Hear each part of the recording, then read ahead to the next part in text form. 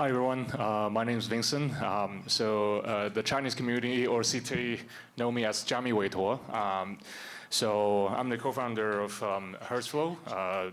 We are a perp dex on Sui.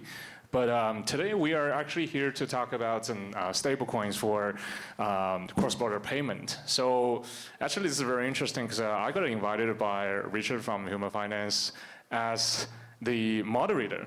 I'm like, okay, cool. That's an interesting choice because it seems like I'm the only, crypto native guy here. The rest of our guests are actually, more from a traditional finance background. And before crypto, I was actually a remittance service provider in Australia. So we got a license and registration over there, and back in the days, I joined crypto in 2015. I was actually joining because I was actually providing on-ramp, off-ramp services using Bitcoin back then. So Bitcoin from Chinese yuan to Bitcoin and Bitcoin to Aussie dollars back in the days where, in Australia, the regulations were not so clear about crypto. I guess like no jurisdictions back then were very clear about the crypto adoption back then. But now, 10 years have passed and everything changed. So it's really interesting to see all the changes, and really it's fascinating to have more and more people to join from all perspectives of the traditional financial world. So I would like to invite every one of you to do a self-introduction about your background. Thanks. Thank you so much. Can everyone hear me? So I'm really excited to be here. Funny enough, just last week, I was in New York at the UN General Assembly, and I had a few panels, again, focused on stablecoins. So it's really exciting. As you can see, my name is Jillian Daku. I'm the VP of Strategy, and I work for a company called Yellow Card. So what does Yellow Card do? Very simply, Yellow Card provides accessibility to the digital dollar through our partnership with Tether Circle. We just announced partnership with Ripple as well, and we also provide, obviously, stable coins from PayPal.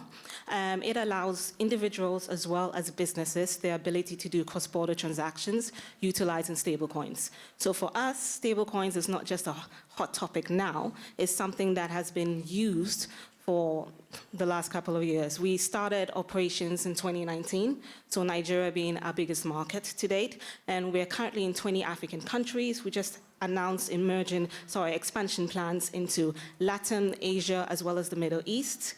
We've done about 10 billion in transaction volumes as well. So there's a lot that's happening on the continent, and I'm going to be really excited to explain how we move from a fragmented ecosystem to now one of the biggest users of stable coins across the world. Okay, thank you, Regula. Next. Yes, so my name is Marguerite. I lead the Ledger Cathay Fund. And so by way of background, we are an early stage VC fund investing in crypto companies at seed or Series A stage. We are one of the lucky early investors in Huma Finance, who is co-hosting the event, of course. We also invested in other companies involved in the stablecoin space. That includes Midas, which you might have heard of. They tokenize treasury bills and other traditional financial products to make them liquid and earn yield on top of it. And so as a fund, we are looking at all the different geographies, mostly actually all of the different regions. We are seeing different use cases for stablecoins, and we are very bullish on that. So very happy to talk about it. Lastly, good afternoon, everyone. My name is Joseph Cletus. I am the VP for Business Transformation at Lulu Financial Holdings. We are headquartered in Abu Dhabi in the UAE. We are an investment arm, primarily investing in cross-border payments companies across the 10 jurisdictions now. Apart from that, we invested in a crypto exchange in the US, one of the largest one. We also have invested in stablecoin payment rails and also buy now, pay later.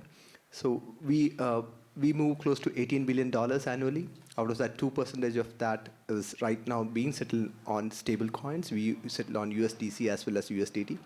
We are partnered with Huma Finance, ARF especially. We are connected to the liquidity solution as well.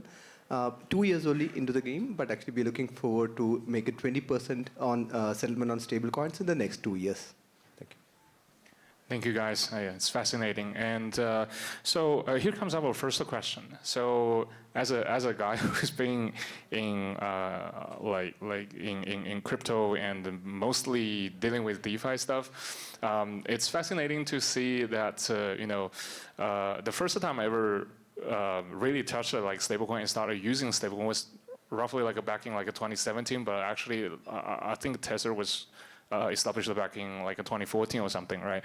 And after like 8 years, and suddenly stablecoin again become a meta, right? Like the hottest topic in the room, like everyone's talking about it, right? So it's somewhat a weird kind of perception you have, like why a very day-to-day kind of things to us is suddenly become the hottest topic. So I think like business from like different parts of the world will have like very diverse kind of opinions on this. So I would like to know from your own perspective, why do you think this is right now the hottest topic? Okay, starting with me. So, like I touched on, we've been in the market since 2019. So before I actually go in a little bit, I want to take you guys on the journey. So by show of hands, how many people have heard of M-Pesa? There we go, I've got 1, 2. What about mobile money? The reason why I'm raising that is because on the continent, like I said, you got fragmented ecosystems. Okay, the whole idea of M-Pesa was that individuals were utilizing a feature phone and a USSD menu to be able to transfer money. Now you have those individuals that are in countries that have serious currency depreciation. They have an issue where it comes to cross-border transactions. Remittance fees on the continent are the worst in the world, especially when it comes to Africa. And like I mentioned, you also have a large underbanked population that don't have access to financial products. So this young population in Nigeria in 2019 are having a problem where the Naira is depreciating, and then you provide them with stablecoins, USDT. They're obviously going to utilize that because they're able to now save products. So that was the first thing. You had individuals trying to hedge against the volatility in the market as the Naira was depreciating. So they're using the stable coins for savings. Now they move to the next level, which is, I'm a large-scale manufacturing company. I need to make invoice payments to China. I do not want to utilize it with Naira. So I'm going to literally convert from Naira to USDT and then be able to make my payment. So you have several different forms and diverse industries utilizing this technology. From the individual that wants to save, from companies that even want to pay employees with USDT, to large-scale manufacturing agriculture companies that want to be able to pay in China and across the world using stablecoins. Yes, I think as you touched upon, one of the core aspects is also macro trends and where it is today in terms of like inflation, all of the facts around the high remittance fees, etc. I think we're seeing a lot of different drivers that are helping towards the adoption and to make stablecoin really the hit word of this cycle. That comes, for instance, with the Circle IPO that was quite revolutionary in traditional finance. It was not only for the crypto users that were used to this topic, but actually we saw a lot of ARK Invest and BlackRock and a lot of those guys that are names that people are reassured about actually participate to the IPO. The IPO was also one of the, the best IPO debut since ARM in 2021. So that really made the point about the fact that there is a big business behind it. When you look at Circle and Tether, you can't deny that there is a massive business behind it. I mean, Tether is one of the most profitable portfolio private companies in the world with less than 100 employees. They are worth billions. So all of that is going in the right direction. Obviously, there is a regulatory tailwind as well in the US with the Genius Act, in Europe with MiCA. All of that really helps reassure everyone about the fact that now there is no gray zone, but there is an actual regulatory setup in place in which the players can actually evolve. And yeah, I think this is what we're seeing. But looking at it also from a VC perspective, initially we looked at a lot of different spaces when we launched the fund 3 years ago. We were really looking at all the different subsectors, NFTs, etc. And then we started refining the investment thesis around anything related to traditional finance and where blockchain could actually help.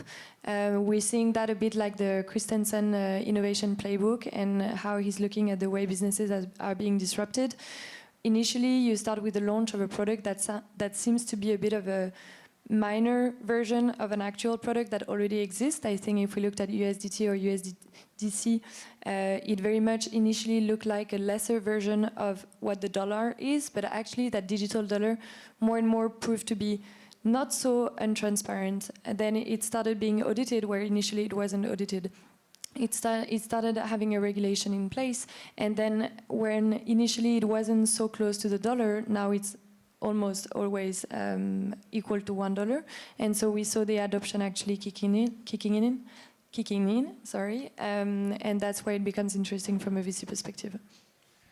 Thank you, Gillian and Margaret, for sharing the very interesting insights, from the day-to-day kind of usage of stablecoins to the capital market, the perception, the new trend in stablecoin adoption. And Joseph. Yeah, we covered two things. Like one is the hedging against the volatile currency. Second is the geopolitics, and definitely the Circle IPO, right?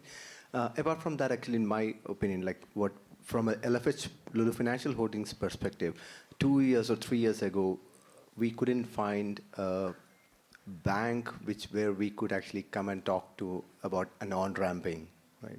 So it is very difficult to actually find a bank. And if at all actually we find a bank, then actually there is to be a risk premium. So compared to a conversion from your fiat currency to US dollar, which is used primarily for treasury settlement, if we were to convert it to USDT or a USDC, the bank used to charge us a premium, and which made this business model totally unviable for us, right? But thanks to all the regulatory clarity and the travel rules, because actually it's become very clear, the banks have started adopting, and that is one thing that I feel like it just made a change in the region that I come from. And the another one is like the L1 chain is still expensive. It used to be expensive. I don't think actually they are ready for the scale. Okay, L1 chains are not ready. L2 has actually solved that particular problem to an extent, and that maturity has really helped on it. But that comes with another problem, because this multi-chains things about the interoperability on chains, it still is a risk. But actually, earlier I remember a case like when back in a couple of years ago when we were trying to we had assets on to one we had on the Stellar and actually on other one on the Ethereum. So there wasn't a mechanism where we could actually do cross-chain. So these are the things actually that were bottlenecks at that point of time. So this got solved now, along with the regulatory clarity about it. Things have really scaled up well. I see. Thank you. Thanks for sharing. And I would like to just add on one point. So it's interesting because part of my previous remittance business was involving Cambodia, the Southeast Asian country.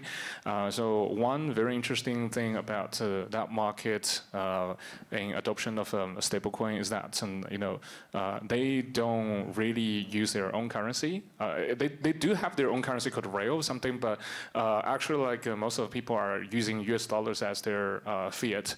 So one very interesting point of an average day-to-day an adoption of stablecoin. Even the local banks, they are integrating USDT or USDC into their QR code scanning payment solution. Is that the fake money, right? So people, somehow it's kind of easy for them to really forge the fake US dollars, and for most of the people, they have no means to really tell the fake from the genuine one. So people kind of prefer the digital dollar, aka the USDT, over the banknotes of US dollars. So yeah, just like a trivial kind of information, but here. Okay, so as in like the stablecoin payment infrastructure, right? So one thing many people are curious about is that from day one, upon the birth of blockchain, blockchain is basically for the transfer of money or value, right? Like the token from one to the other, which is technically it's a payment, right? And blockchain is basically for settlement, right?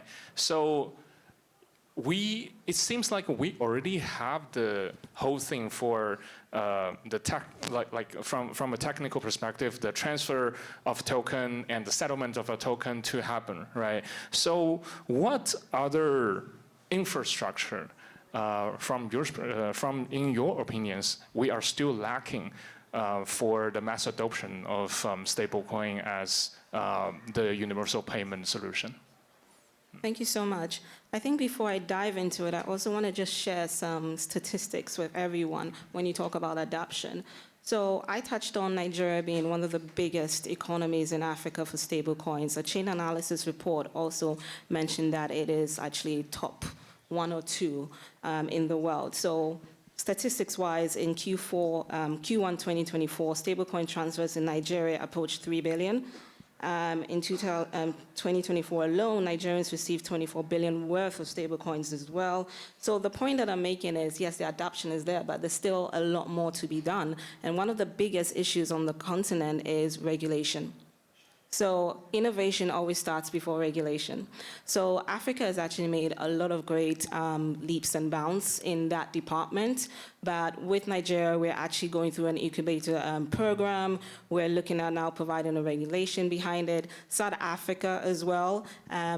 From 2024, there's now a license regime where about 135 companies are now licensed. The same for Botswana, received a license in 2022. So yes, the Genius Act is a fantastic improvement, but where it is the infrastructure base and the last mile where it comes to Africa is that fragmented regulation. Traditional financial banks are not going to go into this unless their regulator and government have given them a no objection to do so.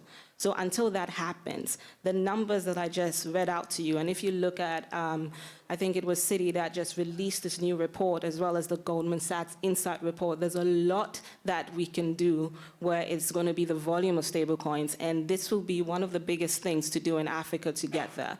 So I've talked about the last mile. There's also the aspects of compliance. So those are the things that is top of mind before you can say this adoption is going to get even further or grow more. Yeah, I think that's very true. It's regulation, compliance, and UX. Today, it still sounds much easier for a lot of businesses or individuals to send a transfer than to have stablecoins. So I think those are the 2 points that really need to move forward in order to have a mass adoption.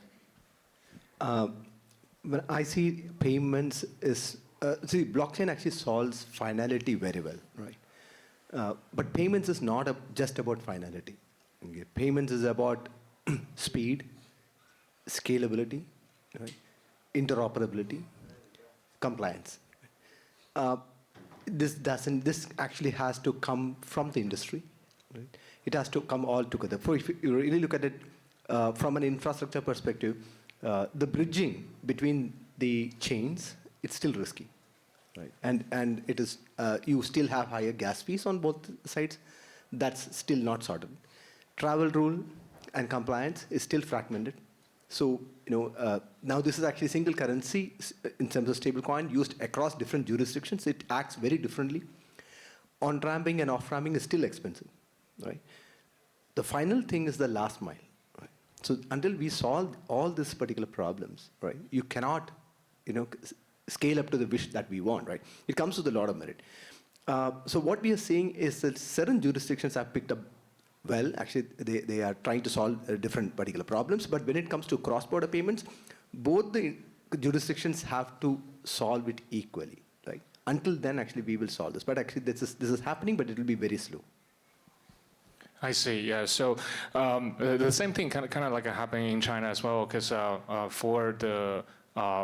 because China is basically one of the I think it's the biggest in export like exporter in the world.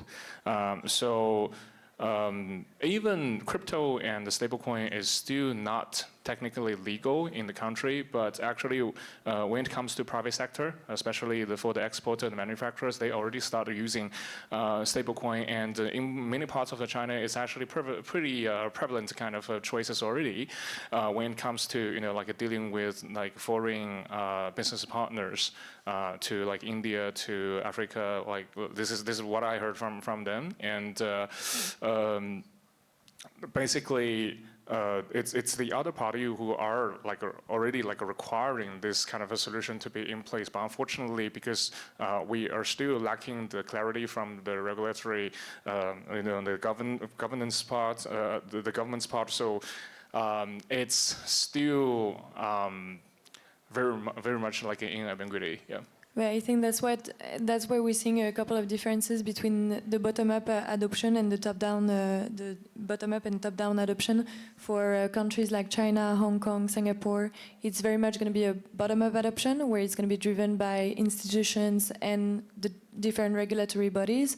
Whereas if you look at other geographies like Africa, it's going to be a bottom-up adoption where it's really the end user itself as an individual really feeling the need to use the stablecoins for all the different reasons that Gillian put forward. Also, just to add, when you mentioned the factor of that in some countries you touched on, it's illegal. We actually published a regulatory report on Africa and emerging markets. And in Africa, it's only Northern Africa where there has been, you can say, a no-go area. But for the rest of Africa, Anglophone, Francophone region, we are looking at that adoption, and the regulation is looking much more favorable towards that technology. I see. Yeah. So like different countries, they have like a different pathways towards the same kind of things, right? So basically, do you guys see that? Is there like a big opportunity? Like a bigger possibilities for the traditional like institutions to move into like stable coins and somewhat somehow like cause like pressures on your existing business as you are basically the first movers. Yeah. 100%. And with that, I'd like to close off with, again, some fantastic statistics. So Citi's report literally said that by 2030, we're going to have a stablecoin float of 1.9 trillion. Okay, and that's conservative. You got 50x volatility that supports 100 trillion in annual transactions. By 2030, stablecoins could support, like I mentioned, 100 trillion in annual transactions, even in the base case. And that's not niche. Africa's demand in demographic and practical use cases, you got 1.6 billion people today, heading towards 2.2 billion by 2050. So it's not going anywhere. The numbers are fantastic. Now, we've already started. First mover advantage, like you said. Now traditional banks are going to be rolling in. The regulations are going to be paving the way. And those numbers that I mentioned are just going to grow from strength to strength. And obviously, that's the alpha, and that's the revenue, because my whole world is about revenue. So that's what I'm paying attention to.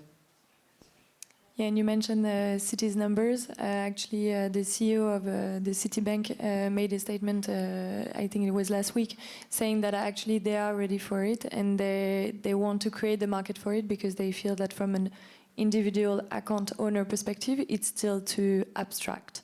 So I think once the big banks start doing that part of that education work, that's definitely going to help for the adoption wave. Yeah, that's right, actually, because the traditional banks, they're coming forefront, but what they lack is infrastructure, right?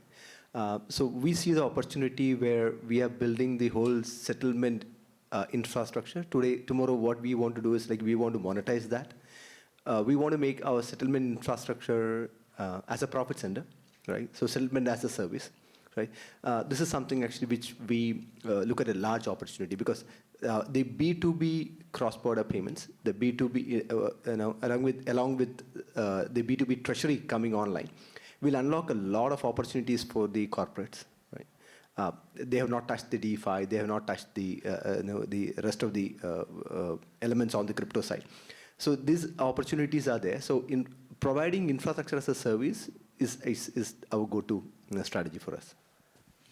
And just to build on that, and reinforce as well the argument that this cycle, there is really something happening around traditional finance getting into stablecoin. I mentioned another portfolio companies of ours called Midas. And basically, Midas operates as the tokenizer for tokenizing any financial product. They started with treasury bills from the US, and now they're doing other products such as tokenizing private credit funds, such as Fasanara, for instance.